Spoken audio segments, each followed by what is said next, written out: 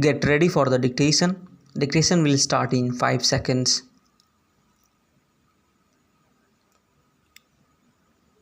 Start. Madam Deputy Speaker, I rise to present the budget. Our government was elected amidst huge expectations of the people. The expectations of the people in electing us was good governance.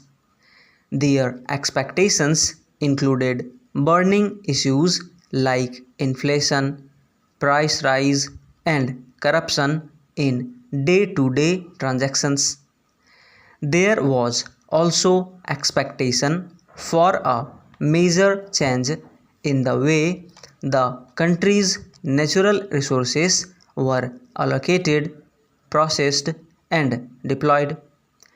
We shall continue to undertake many more measures to ensure that the fruits of growth reach the farmers, the workers, the poor, the scheduled castes, and scheduled tribes. We shall introduce various schemes for the welfare of women and other vulnerable sections of our society. Our focus will be on energizing our youth to reap the benefits of growth and employment. Madam Deputy Speaker, I am presenting this budget when the world economy is facing considerable uncertainty in the aftermath of major economic and political developments during the last 1 year. As per current indications, economic policy is expected to be more expansionary in certain large economies of the world. After poor performance in the last year, growth in a number of emerging economies is expected to recover. These are certain positive signs and point to an optimistic outlook for the next year. However, there are three major challenges for emerging economies. Firstly, the current monetary policy to increase the policy rates may lead to lower capital inflows and higher outflows from the emerging economies. Secondly, the crude oil prices has some implication on these economies. It is, however, expected that increase, if any, in oil prices would get tempered by producers of gas and oil. This would have an impact on prices of crude and petroleum. Thirdly, in several parts of the world, there are signs of increasing retreat from globalization of goods, services, and people. These developments have the potential to affect exports from a number of emerging markets, including India. Over the last 2 years, a number of global reports have shown that India has considerably improved its economic policies and practices. India has become the sixth largest manufacturing country in the world from the previous ninth position. Presently, we are seen as an engine of global economic growth. In the last 1 year, our country has witnessed historic economic reforms and policy making. In fact, India was one of the very few economies in the world undertaking such reforms. There were two policies initiatives, namely the Constitution Amendment Bill for GST and the progress for its implementation and demonetization of bank notes.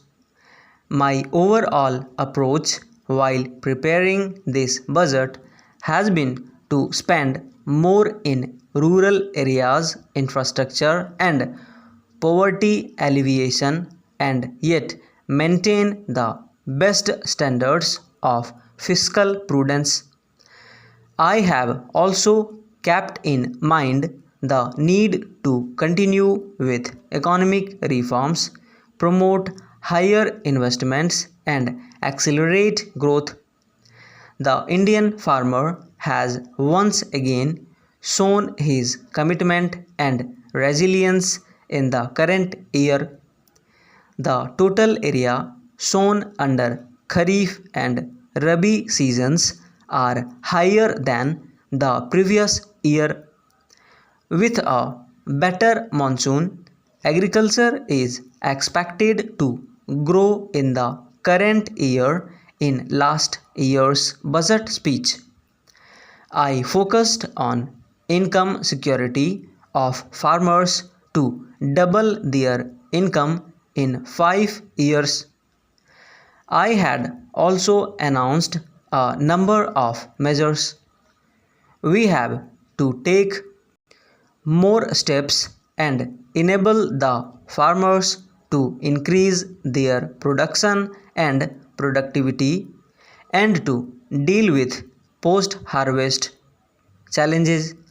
We also propose to integrate farmers who grow fruits and vegetables with agro processing units for better prices and reduction of losses. A model law on contract farming would therefore be prepared and circulated among the states for adoption. I now turn to the rural sector, which was so dear to the heart of Mahatma Gandhi. Over 3 lakhs crores are spent in rural areas every year. If we add up all the programs meant for rural poor from the central budget, state budgets, bank linkage for self-help groups, etc., Swachh Bharat Mission has made tremendous progress in promoting in safe sanitation and ending open defecation. Sanitation coverage in rural India has gone up and open defecation free villages are now being given priority for piped water supply.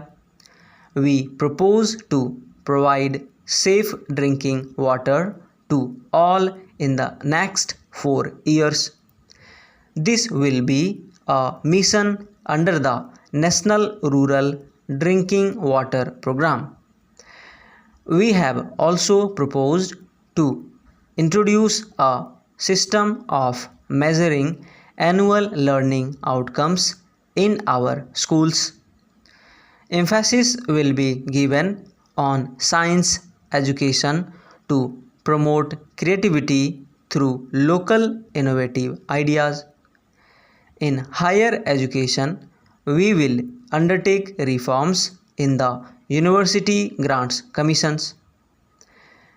Good quality institutions would be enabled to have greater administrative and academic independence.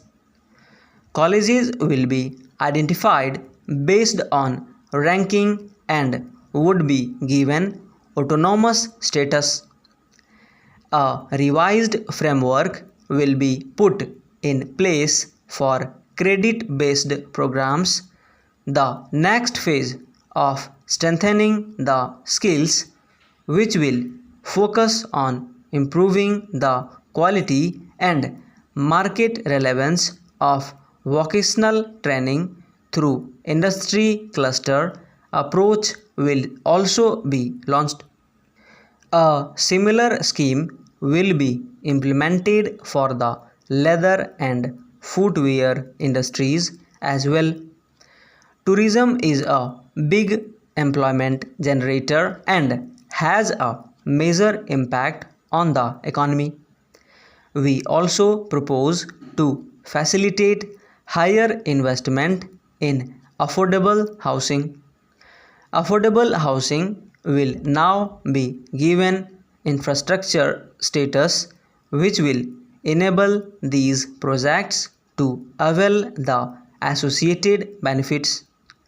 We also need to ensure adequate availability of specialist doctors to strengthen the primary and secondary levels of health care. We have therefore decided to take steps to create additional 5,000 postgraduate seats per annum. We will work with the state governments to take these tasks forward. The government is committed to take necessary steps for structural transformation of medical education and practice in India.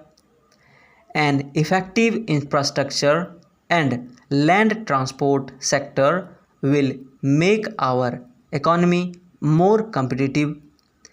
A specific program for development of these multimodal facilities will be drawn up and implemented very soon. Madam Deputy Speaker, with these words, I commend the budget to the House. Stop.